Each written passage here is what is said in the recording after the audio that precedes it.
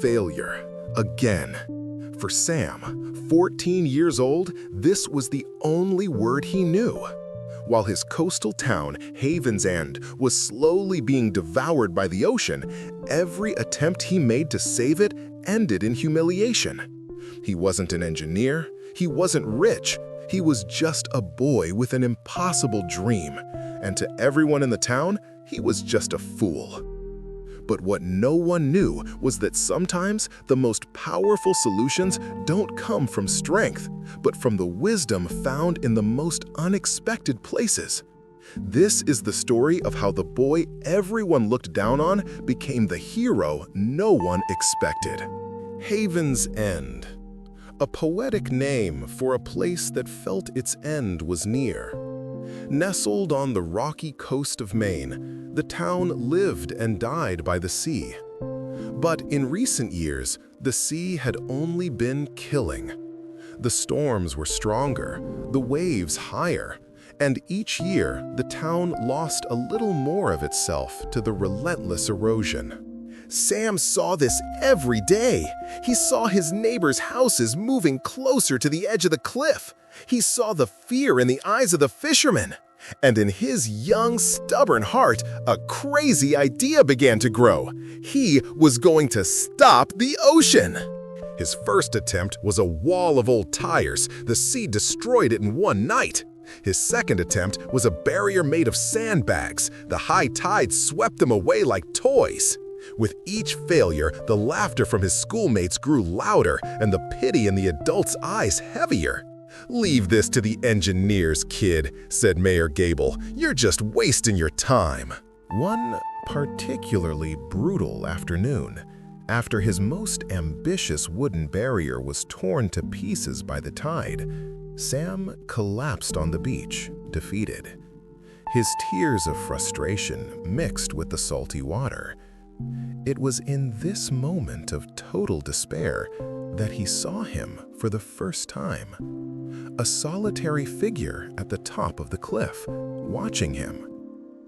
It was Silas, the hermit, a man the town had forgotten, who lived isolated in a cabin, surrounded by legends and rumors. With a heavy heart, Sam climbed the cliff. He didn't know what to expect, but he had nothing left to lose.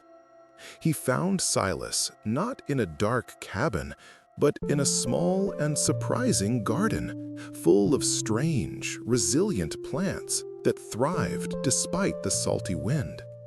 Silas, a man with eyes that seemed to hold the wisdom of the ocean itself, didn't laugh at him. He simply listened. "You can't fight the ocean, kid," said Silas, his voice calm like the low tide.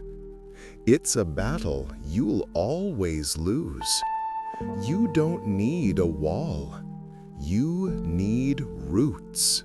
Silas then gave Sam an apparently simple task. He handed him a single pot with a small seedling and said, "Take care of this plant for a month. If it survives, I'll teach you my secret." For Sam, who was used to big projects and immediate results, taking care of a single plant seemed like a waste of time. But he had promised.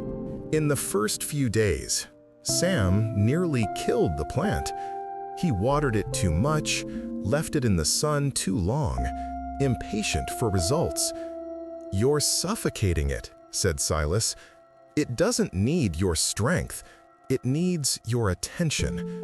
Sam learned to observe the plant, to understand its needs, to be patient, and slowly, the plant began to thrive. After a month, Sam returned with the healthy plant. Silas smiled. "You're ready," he said. He then took Sam to a hidden part of the coast where thousands of small seeds were stored.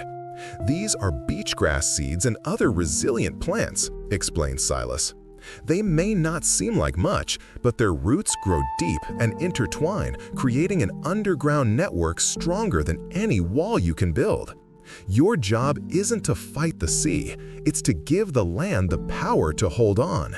For an entire year, Sam disappeared. He was no longer on the beach building barriers. He was in the dunes, on the cliffs, planting seeds. A slow, invisible, and solitary task. The town barely noticed his absence. They just assumed the foolish kid had finally given up.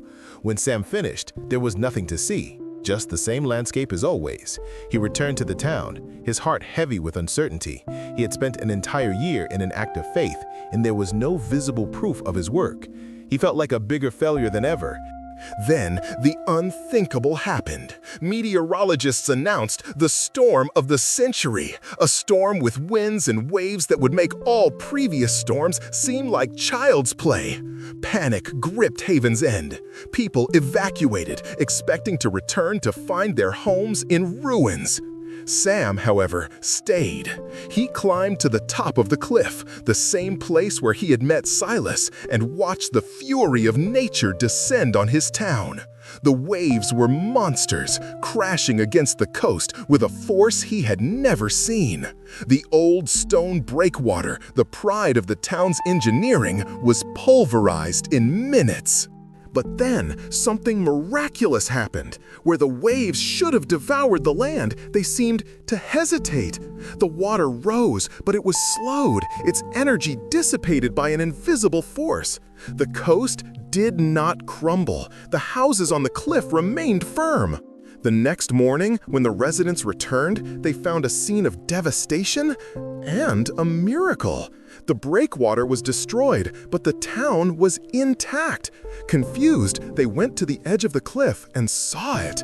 The land was covered by a carpet of young, resilient grass, and along the edge, the exposed roots of the plants had created a dense, tangled wall, a living network that had clung to the land with a tenacity that no stone or wood could match. They finally understood. It wasn't a miracle. It was Sam. All eyes turned to the boy who stood there, as shocked as they were. Mayor Gable, the mayor, walked up to Sam, his eyes full of an emotion Sam had never seen before: respect. "You didn't build a wall, kid," he said, his voice choked. "You gave our town a backbone." That day, Sam learned the most important lesson of all. True strength isn't in fighting life's storms with brute force, but in patiently cultivating the roots that keep us steady when the storms come.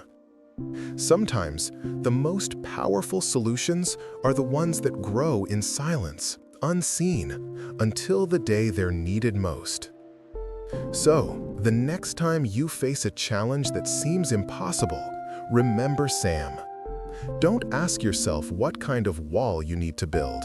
Instead, ask yourself, what kind of roots do you need to plant? Thank you for watching. If this story resonated with you, please subscribe and share it with someone who needs to hear this message. Until next time.